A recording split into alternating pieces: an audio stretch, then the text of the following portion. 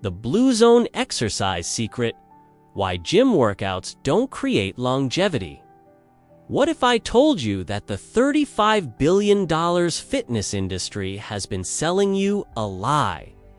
What if the secret to living past 100 has nothing to do with bench presses, spin classes, or protein shakes?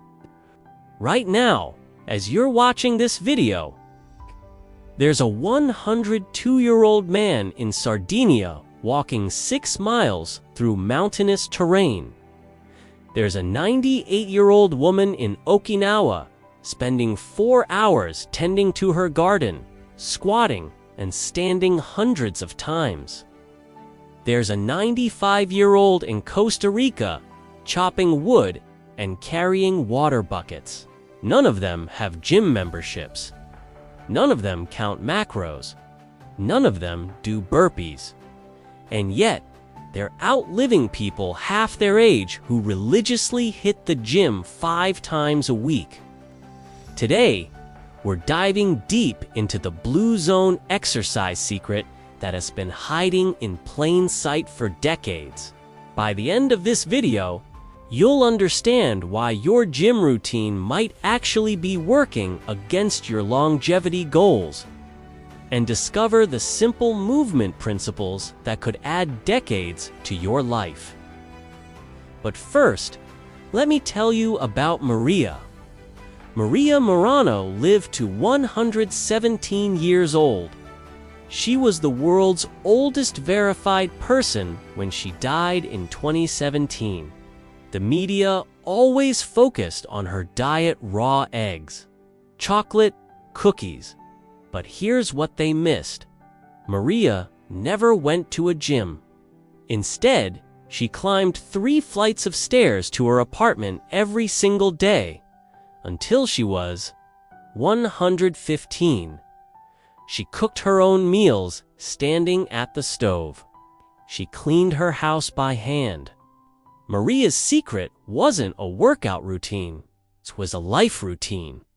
And that's exactly what we're going to explore today. Disclaimer: this video is for educational purposes only. It is not medical advice. Always consult with a qualified healthcare provider before making changes to your diet, exercise, or lifestyle. The science we share is accurate to current research, but longevity is influenced by many factors, and no single habit guarantees a longer life. The Blue Zones phenomenon. Let me take you on a journey around the world to 5 extraordinary places. These aren't vacation destinations or tourist hotspots. They're regions where people routinely live to 100, and more importantly, they live those extra years in remarkable health. The 5 Blue Zones: Sardinia, Italy. In the mountainous regions of this Mediterranean island, men live as long as women. Something virtually unheard of anywhere else in the world. The shepherds here walk 5 to 6 miles daily across rugged terrain, some well into their 90s. Okinawa, Japan, known as the land of the immortals. Okinawan women are the longest-lived people on Earth.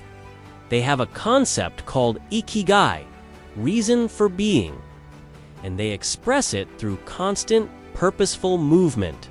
The Koya Peninsula, Costa Rica. Here, the calcium in the water strengthens bones, but it's the daily physical demands of rural life that keep bodies strong. Men regularly do physical labor into their 80s and 90s. Ikaria, Greece. On this remote Greek island, people forget to die. 1 in 3 Icarians lives past 90, and they have virtually no dementia. They walk the steep terrain daily, dance at festivals, and maintain active social lives. Loma Linda, California. This community of Seventh-day Adventists lives 4 to 7 years longer than average Americans. They emphasize nature walks, gardening, and outdoor activities as part of their faith-based lifestyle. Here are the shocking numbers. These populations have 10 times more centenarians than the United States. But it's not just about living longer, it's about living better. In blue zones, people experience 80% less heart disease, 50% less risk of certain cancers, 70% less dementia, significantly lower rates of diabetes, obesity, and depression. Dan Buettner and National Geographic spent over a decade studying these populations. They examined everything: diet, lifestyle, environment, genetics. And here's what they discovered. It wasn't what these people were eating. It wasn't their genes. It wasn't even their social connections, although those mattered. The biggest differentiator was how they moved, or more accurately, how they lived in motion. The gym myth exposed. Now, before you click away thinking I'm about to bash fitness entirely, hear me out. I'm not anti-exercise. I'm anti-inefficiency. And the modern gym model, despite generating $35 billion annually, might be one of the most inefficient approaches to longevity ever created. Let me share 3 scientific discoveries that will change how you think about exercise forever. Discovery number 1: the Sedentary Compensation Effect. Dr. Herman Poncer, an evolutionary anthropologist at Duke University, made a startling discovery. He studied the Hadza tribe in Tanzania, modern hunter-gatherers who walk 5 to 7 miles daily and burn 2,500 to 3,000 calories through physical activity. Here's the shocking part. They don't burn significantly more total calories than the average American office worker. How is this possible? Because of something called the constrained total energy expenditure model? When we do intense exercise for an hour, our bodies compensate by reducing energy expenditure the rest of the day. We sit more. We fidget less. We take elevators instead of stairs. A 2018 study published in the Journal of Health Psychology found that people who completed high-intensity workouts were 74% more likely to spend the remainder of their day in sedentary behavior. They literally earned their right to sit. But blue zone populations don't have this problem. Their energy expenditure is distributed throughout the entire day.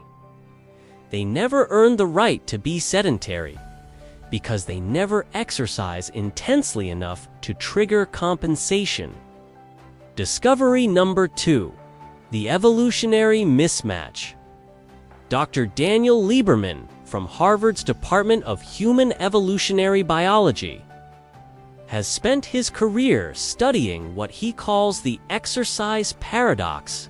Here's the paradox. If exercise is so good for us, why do most people avoid it? The answer lies in evolution. For 99.9% of human existence, there was no such thing as exercise. Our ancestors didn't run for fitness. They ran to catch food or escape danger. They didn't lift weights. They lifted rocks, logs, and water containers because survival demanded it. Exercise, as we understand it today, is artificial. It's a modern solution to a modern problem. But our brains are still wired for efficiency. When you force yourself to run on a treadmill going nowhere, every cell in your body is asking, why are we wasting energy? Blue zone populations never experience this conflict because their movement has purpose. They're not exercising, they're living. Discovery number 3. The psychology of punishment. Dr. Michelle Segar from the University of Michigan Sport and Health Research Center conducted fascinating research on exercise motivation. She discovered that how we frame movement determines whether we'll stick with it long term. When exercise is framed as workout, punishment, burn off last night's dinner, obligation, I have to go to the gym, people quit. The average gym membership is used for just 12 weeks per year, despite people paying for 52 weeks. But when movement is framed as play, let's go dancing, exploration, let's walk this new trail, connection, let's garden together, people continue for decades. Blue zone populations don't have gym dropout rates because they were never dropping in to begin with. Movement is simply how they live. Blue zone movement secrets. So what does blue zone movement actually look like? Let me take you inside a typical day for people in each blue zone because the devil is in the details. Sardinia, the Shepherd's Day, 5:30 a.m. Giuseppe, age 94, wakes naturally. No alarm clock. He drinks espresso and walks 200 yards to his sheep pen. That's already more steps than many Americans take before 9 a.m. 6 a.m., 12 p.m. He leads 200 sheep across 3 to 4 miles of hilly terrain. This isn't a leisurely stroll. Sardinian terrain is rocky, uneven, and steep. Every step requires core stability and leg strength. By noon, he's climbed the equivalent of 20 flights of stairs. 12 p.m. to 2 p.m. lunch and rest. But rest means sitting upright, often on the ground, which requires flexibility and core engagement. 2 p.m. to 6 p.m. more shepherding plus maintenance work. Lifting stones, repairing walls, carrying tools. This is functional strength training disguised as work. Evening. Walking to neighbors' houses for social time. No cars, no shortcuts. Daily totals: 6 to 8 miles walked, 40 flights of stairs climbed, hundreds of squats and lunges getting up from ground sitting, dozens of carries and lifts. Okinawa, the gardener's life. Meet Emiko, age 96. Her day revolves around her garden, but it's unlike any Western garden you've seen. Traditional Okinawan gardens are built at ground level, no raised beds. This means Emiko squats and stands 100 to 200 times per day. Each squat is a full body weight exercise that maintains hip mobility, leg strength, and balance. She tends to over 15 different vegetables and herbs. Each plant requires different types of movement. Some need deep squatting for harvesting. Others require overhead reaching. Others demand crawling and detailed handwork.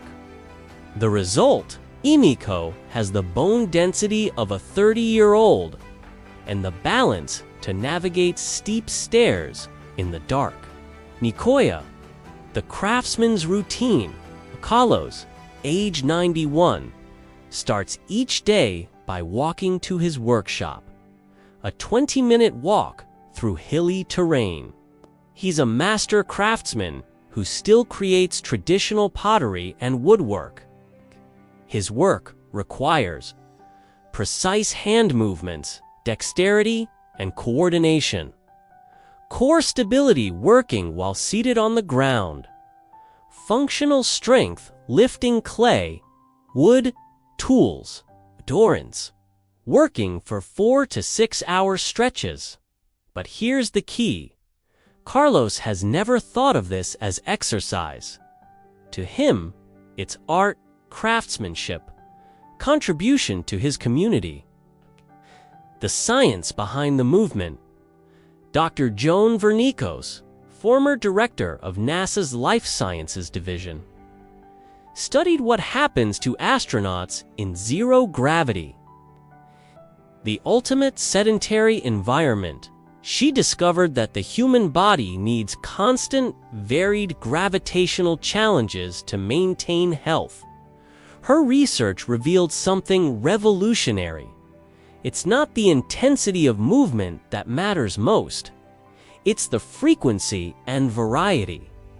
Standing up from a chair 35 times throughout the day has more health benefits than doing 35 squats at once and then sitting for hours. Blue zone populations naturally do this. They stand, sit, squat, walk, climb, carry, and balance hundreds of times per day. Their bodies never get the message that it's time to age because they're constantly proving their capabilities. The longevity formula. If I had to distill blue zone movement into a formula, it would be low intensity plus high frequency plus natural purpose equals longevity, not high intensity plus low frequency plus artificial purpose equals short-term fitness. The longest-lived people on Earth are not weekend warriors.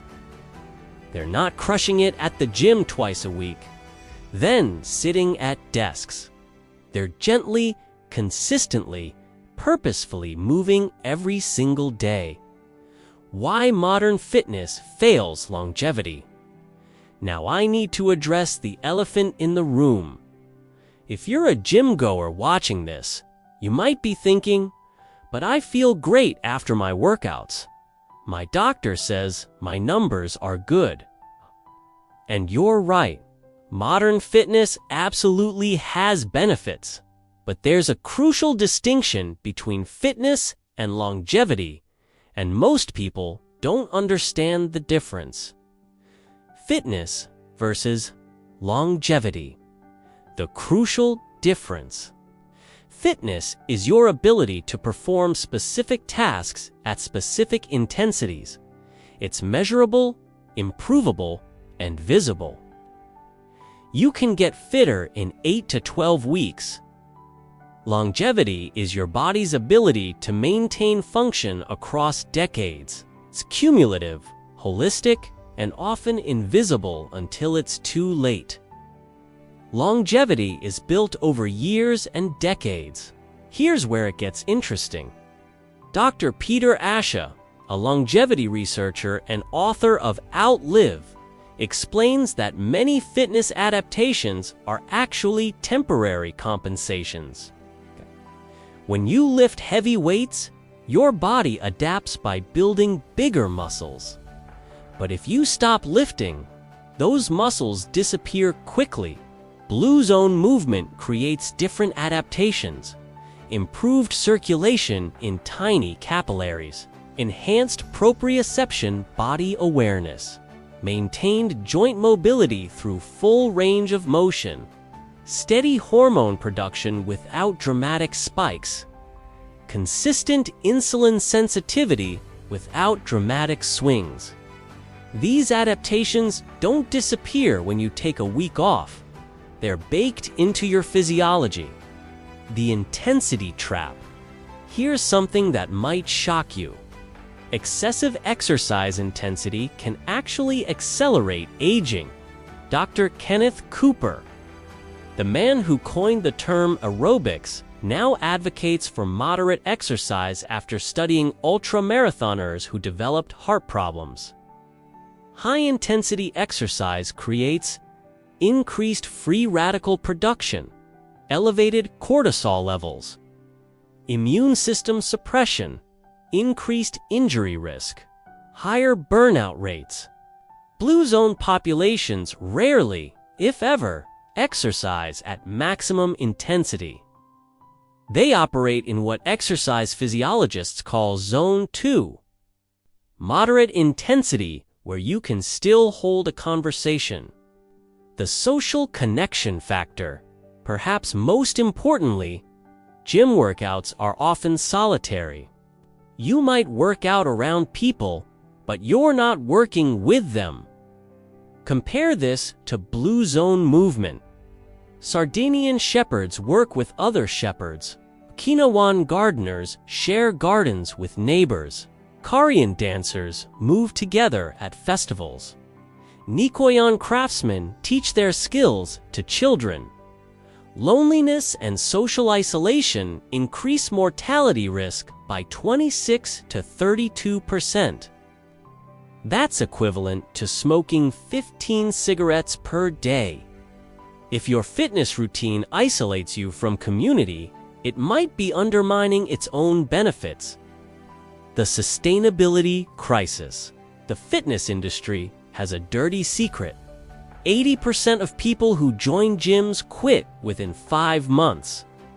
The average person tries and fails at 126 different diets and exercise programs in their lifetime. Why? Because modern fitness requires constant motivation and willpower. It's an uphill battle against your own psychology. Blue zone movement requires neither. It's embedded in daily life, connected to purpose, and aligned with social expectations. A 90-year-old Sardinian doesn't need motivation to tend his sheep. His community depends on him. His identity is tied to it, and his survival requires it. Practical blue zone strategies. All right, now for the practical part. How do you apply blue zone movement principles in a modern world designed for efficiency and convenience? I'm going to give you a complete framework that you can start implementing today. But first, let me share a success story, case study. Sarah's transformation. Sarah, a 45-year-old marketing executive from Denver, was spending $200 a month on a gym membership she used twice a week. She was frustrated with her lack of progress and constant back pain from sitting at a desk. Instead of intensifying her gym routine, she decided to blue zone her life. Here's what she changed. Month 1, changes. Walked 20 minutes to work instead of driving, added 40 minutes of walking daily. Started a container garden on her balcony. 30 minutes of squatting and reaching daily. Took phone calls while walking, converted 60 minutes of sitting to walking.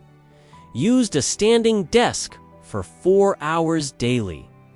Results: after 6 months, lost 28 pounds without changing her diet. Back pain completely eliminated. Blood pressure dropped from 140/90ths to 115/75ths. Resting heart rate decreased from 78 to 62. Energy levels increased dramatically. Sleep quality improved. Most importantly, she never felt like she was exercising. The changes felt natural and sustainable. The Blue Zone Transformation Framework. Level 1. Environmental Design Week 1 to 2. Your environment should make movement automatic and sitting inconvenient. Home modifications. Remove one remote control. Get up to change channels. Place frequently used items on high shelves. Keep gardening tools visible and accessible. Create a movement station near your TV resistance bands. Yoga mat. Use a traditional alarm clock instead of your phone. Forces you to get up. Work modifications. Set hourly reminders to stand and move for 2 minutes. Take all calls, standing or walking. Use bathroom on a different floor. Park in the farthest parking spot. Take stairs exclusively if physically able. Level 2. Daily movement integration, week 3 to 4. Replace efficiency with purposeful movement. Morning routine, 20 minutes, 5 minutes of gentle stretching or yoga. Make bed by walking around it completely. Prepare breakfast standing, not sitting. Walk to get morning sunlight, even 5 minutes.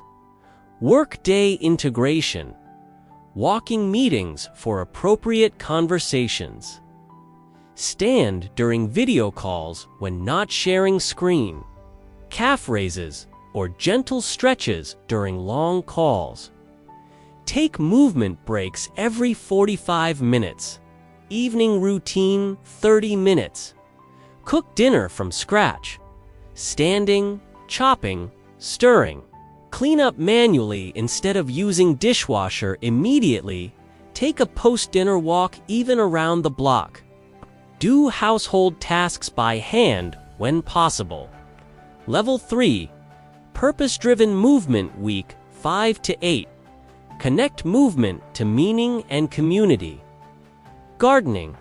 Start with herbs on a windowsill. Progress to container gardens, then raised beds. Gardening provides natural squatting and standing. Fine motor skills maintenance. Connection to seasons and natural rhythms. Purposeful physical activity. Community activities. Join walking groups. Take dance classes. Volunteer for physical activities. Habitat restoration. Community gardens. Learn traditional crafts, pottery, woodworking, knitting. Skill-based movement. Choose physical activities that build skills. Martial arts balance, coordination, strength. Rock climbing, problem solving, plus physical challenge. Swimming full body, lum-packed movement. Cycling transportation plus exercise. Level 4. Advanced integration, month 3, plus. Natural movement patterns. Practice getting up from the floor without using hands. Spend time sitting on the floor instead of chairs. Carry groceries instead of using carts when possible. Walk barefoot on various surfaces for balance training.